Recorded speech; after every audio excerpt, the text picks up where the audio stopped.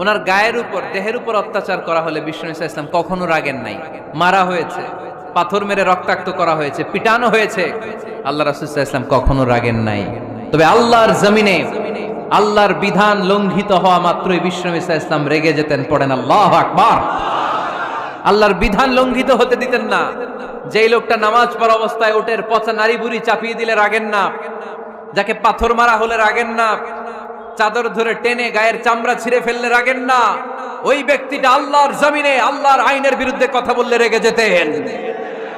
কারণ এটা আল্লাহর আইন, আল্লাহর আইনে সবাই সমান।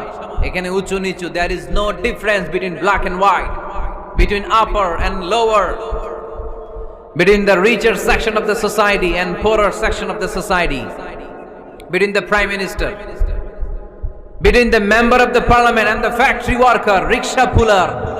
Everyone is totally equal, 100% equal in the eyes of Quran and Islam. চিল্লায় বলেন ঠিক কি না? আল্লাহর চোখে সবাই সমান। ওইখানে প্রধানমন্ত্রী নাই, ওইখানে প্রেসিডেন্ট নাই, ওইখানে এমপি নাই, ওইখানে রিকশাওয়ালা আর প্রধানমন্ত্রী আর প্রেসিডেন্ট এক কাতারে দাঁড়িয়ে আল্লাহর সেজদা দেয়। চিল্লায় বলেন ঠিক কি না?